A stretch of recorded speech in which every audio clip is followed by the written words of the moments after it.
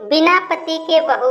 आरती की शादी विशाल से होती है। विशाल आर्मी में था, जिस वजह से उसे साल में 6 महीने घर से बाहर ही रहना पड़ता था।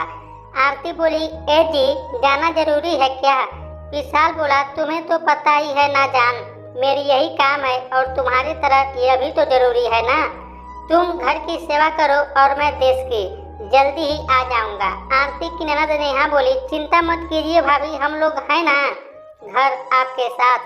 चिंता किस बात की भाभी, जब तक भैया नहीं है हम आपका अच्छे से ख्याल रखेंगे। विशाल बोला, देखो मैं नहीं रहूंगा, लेकिन सब हैं तुम्हारे साथ तुम्हारा ख्याल रखने के लिए। चलो अब मैं चलता हूँ। जिसके बाद विशाल अपनी माँ और बीवी को गले लगाकर नौकरी पर चला जाता है। वहीं विशाल के जाने के बाद कुछ दिन तो सब कुछ ठीक रहता है, लेकिन धीरे धीरे सास, ननद और देवर सबका बर्ताव आरती के लिए बदलने लगता है। एक दिन सुबह सुबह आरती से सास बोली, अरे ओ आरती, घर का राशन खत्म हो गया, आज जाकर राशन ले आओ। आरती बोली, जी माँ जी। आप सामान का लिस्ट और पैसा दे दीजिए। पैसे कैसे दूं? अपने मायके से पैसे लाई थी जो मैं तुझे पैसे दूं? माँ जी, आप ऐसा क्यों कर रही हैं? मुझे सामान लाने के लिए पैसे चाहिए ना, इसलिए पैसे मांग रही हूँ। कोई फ्री में सामान थोड़ी ना देगा। सास बोली, मेरे पास नहीं है, अपने पास जो छिपा कर रखती है उसी से सामान लाना जाओ। आरती कुछ नहीं कहती और वहाँ से चली जाती है। वहीं मायके से आते समय उसकी माँ ने जो विदाई के पैसे दिए थे, आरती उससे ही घर का राशन लाती है। कुछ समय बाद आरती के पास एक भी पैसा नहीं रहता है कि वह अपनी जरूरत का सामान खुद से खरीद सके, जिस कारण उसे हर बार सास से कहना पड़ता। वह उसे डांटती रहती थी। एक दिन आरती विशाल से बात की और कुछ पैसे मांगे और बोली, मेरे पास एक भी पैसे नहीं है, जो थे सब खर्च हो गए हैं। विशाल बोला, ठीक है, मैं माँ को पैसे भेज रहा हूँ, तुम उनसे ले लेना। विशाल अपनी सारी कमाई अपनी माँ को भेजता है, लेकिन विशाल की माँ 1 रुपया भी आरती को नहीं देती। आरती कहती है, माँ जी, विशाल जी ने पैसे भेजे होंगे मुझे देने के लिए। तो सास बोली, अब तू इस घर की मालकिन बनने चली है।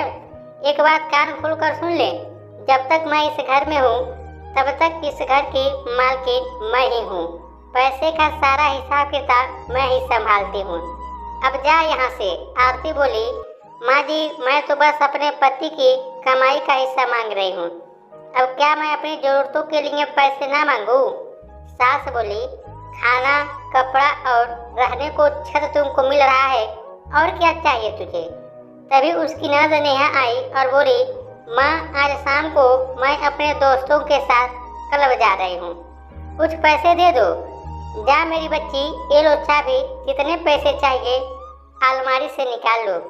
और आरती, तू खड़ी खड़ी मेरी बेटी को क्या देख रही है? चल जा यहाँ से। वहीं शाम को जब देवर घर आया तो साथ में अपने 2 दोस्तों को लेकर आया और बोला, भाभी, हमारा खाना कमरे में ले आओ, मैं और मेरे दोस्त वहीं खाना खाएंगे। फिर सभी कमरे में चले जाते हैं। सोहन के दोस्त बोले, भाई तेरी भाभी तो बहुत सुंदर है, तेरे भैया कहाँ हैं? वो तो ड्यूटी पर है, आर्मी में है ना।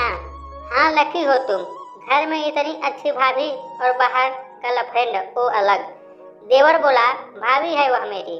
तभी आरती खाना लेकर सोहन के कमरे में आती है, जहाँ सोहन और उसके दोस्त वीडियो गेम खेल रहे थे। सोहन की भाभी बोली, भैया, मैं खाना रख दे रही हूँ, आप लोग खा लेना। तभी एक दोस्त बोला, भाभी, 1 गिलास पानी मिलेगा क्या? आरती बोली, जी भैया। आरती जैसे ही रजत को गिलास का पानी देती है, रजत हाथ पकड़ लेता है और घबराहट की वजह से आरती के हाथ से गिलास छूट जाता है और सारा पानी रजत के ऊपर गिर जाता है। तभी सोहन बोला, वो क्या कर दी भाभी? आरती बोली, मुझे माफ कर दीजिए, गलती से गिलास छूट गया। आंखें आया बटन भाभी, कोई भी काम ढंग से नहीं करती, इससे अच्छा तो जब आप नहीं थी तब माँ हर काम ठीक से करती थी। देखो मेरे दोस्त के कपड़े भी खराब कर दिए। तभी रजत बोला, क्यों चिल्ला रहा है बेचारी पर? अब खड़ी क्यों हो, माफी मांगो। आरती सॉरी बोली और रोते हुए वहाँ से चली गई। अगले सुबह आरती देर से उठती है। तभी सास बोली, अरे करमजली, कलमुही, कहाँ मर गई? सुबह का नाश्ता कहाँ है? तेरी ननद और देवर को कॉलेज के लिए देर हो रही है। कब से आवाज लगा रही हूँ और ये महारानी अब तक सो रही है कि उठने का समय नहीं हुआ क्या मैडम? और कितना सोओगी? तभी आरती बोली, माँ जी मुझे बहुत तेज बुखार है, बहुत जोरों से ठंड लग रही है, उठा भी नहीं जा रहा है, आप कृपया डॉक्टर को बुला दो। तभी सास बोली, उसका फीस कौन देगा बोल? आरती बोली, विशाल जी ने आपको पैसे भेजे हैं ना, उसमें से दे दीजिए माँ जी। अच्छा तो तू कहना क्या चाह रही है कि मेरे बेटे की कमाई तेरी कमाई है?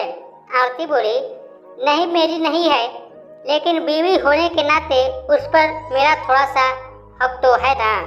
सास बोली, अभी डॉक्टर को बुला दे रही हूँ, लेकिन तेरी कैंची सी चलती जुबान पर मैं बाद में लगाम लगाऊंगी। डॉक्टर आकर आरती का चेकअप करके उसे दवाइयाँ देकर जाते हैं। तभी नेहा आती है, अब तबीयत कैसी है भाभी? पहले से अच्छा महसूस कर रही हूँ दीदी। तो फिर एक कपड़े धुल देना भाभी, कल मैं ट्रिप पर जा रही हूँ। और हाँ, कुछ भी बना देना, शाम को खाने में भी कुछ अच्छा बनाना। इतनी भी ठीक नहीं हूँ दीदी, यह तो आप जैसी लड़कियों के बहाने हैं। बस जरा सा काम किया तबीयत का बहाना शुरू। मेरे भैया नहीं है ना, इसलिए फायदा उठा रही हैं।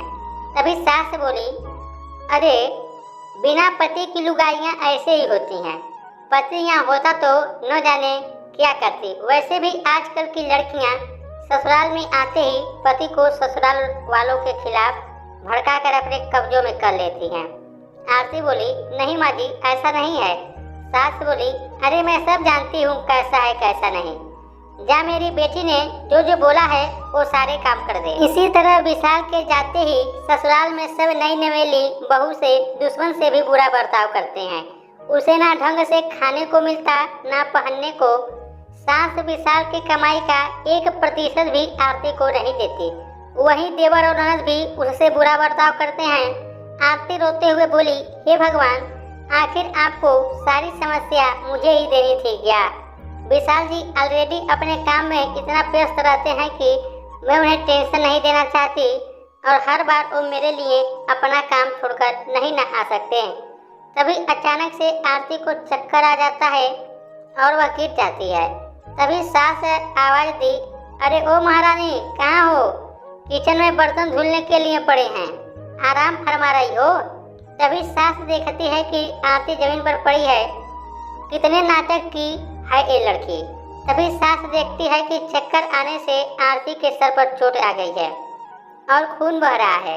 इसके बाद वह आरती को हॉस्पिटल ले जाती है, जहां आरती का इलाज होता है। वहीं जब विशाल को यह बात पता चलता है तो वह भी छुट्टी लेकर आरती के पास हॉस्पिटल में आ जाता है।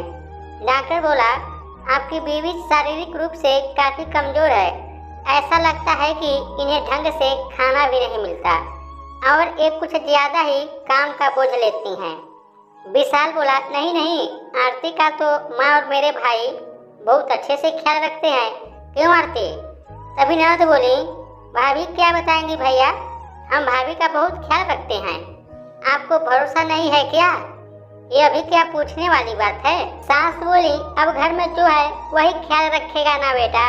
विशाल अपने घर वालों का नाटक देख रहा था। तभी आरती बोली, देखा जी, आपने बस यही कारण था कि मैं अपनी परेशानी आपको नहीं बता रही थी।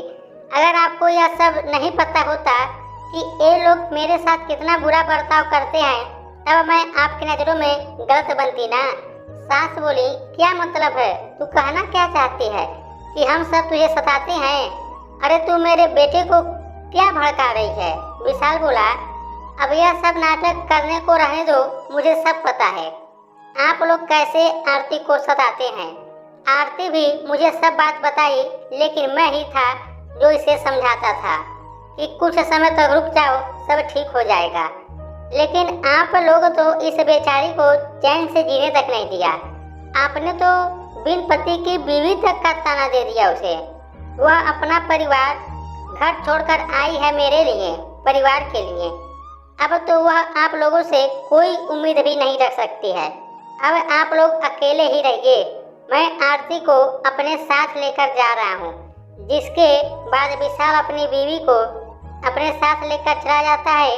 वहीं अब तीनों माँ बेटे और बेटी को घर में आरती की कमी खलती है और उन्हें पछतावा होता है कि कैसे आरती उनका हर काम करती थी और हम सब उसे कैसे परेशान करते थे। तो दोस्तों, आप लोगों को यह स्टोरी कैसी लगी है अपनी राय हमें कमेंट दीजिएगा। यदि आप लोगों को यह वीडियो अच्छा लगा है तो प्लीज वीडियो को लाइक कीजिएगा, शेयर कीजिएगा, चैनल को भी सब्सक्राइब कीजिएगा। मिलते हैं इसी प्रकार के एक नए वीडियो के साथ, तब तक के लिए नमस्कार। जय हिंद, जय भारत।